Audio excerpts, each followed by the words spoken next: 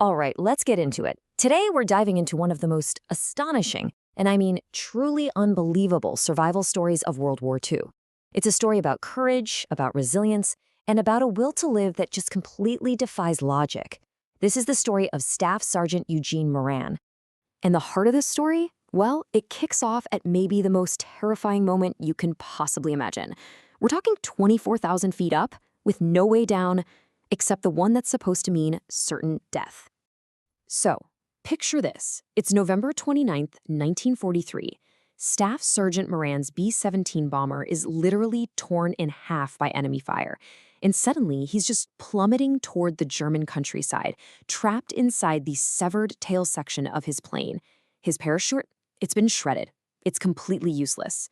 He is falling for 4 miles with absolutely nothing between him and the ground. I mean, just try to imagine that for a second. The absolute howl of the wind, the spinning wreckage, the ground just rushing up to meet you. There's no escape. There's zero hope. What is even going through your mind at that point? Well, for Eugene Moran, it was something nobody could have ever predicted. To really understand his reaction, we've got to rewind a little bit and see how he even got there. How does a 19-year-old farm boy find himself stuck in a falling metal coffin 4 miles above enemy territory?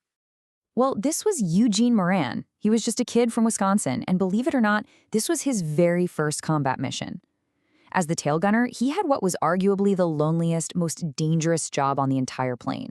He was totally separated from his crew, staring backwards right at the enemy fighters trying to kill them all. It was the bomber's most vulnerable spot, and he was the only one defending. And you have to understand, these crews were facing some absolutely grim realities. The math was just brutal. To complete a tour of duty and actually get to go home, you had to survive 25 missions. But the cold, hard stats showed that the average crew, they only lasted about 15. Yeah, they didn't call these missions deep into Germany milk runs to hell for nothing. The odds were just stacked against them from the second they took off. Which brings us right back to that moment of pure chaos. Moran's bomber, the Rikki-Tikki-Tavi, it's just dropped its bombs over Bremen, but it's damaged, it's lagging behind the formation, and it gets swarmed by German fighters. So Moran is firing his twin .50 caliber machine guns when a cannon round hits a critical spot on the fuselage. He hears a sound he said he would never ever forget, what he described as the scream of structural failure. And he just has to watch in absolute horror as the entire front half of his plane, with 8 of his crewmates still inside, just tears away and tumbles into the abyss. So what did he do? Panic? Give up? Wait for the end? No. Pinned by G-forces, wounded, falling 4 miles to a certain death with a useless parachute, Eugene Moran did the absolute unthinkable. He grabbed his guns, and he kept firing at the German fighters that were circling his own wreckage. What happened next was just this cascade of impossible events. The tail section's shape actually acted like a crude parachute, slowing the fall just enough. It slammed into a thick pine forest, and the trees absorbed a huge amount of the impact.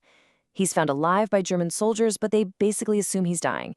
He gets taken to a POW hospital, and there, 2 captive Serbian doctors attempt a miracle, a grueling 7-hour surgery with primitive tools and absolutely no anesthesia. And the state they found him in was horrific.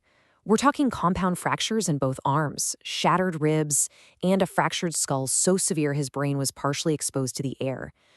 I mean, surviving the fall was the first miracle. Surviving these injuries, that was the second. But his ordeal was so far from over. Surviving the fall and that surgery was really just the beginning of 17 brutal months of captivity as a prisoner of war. A whole different kind of hell was just getting started.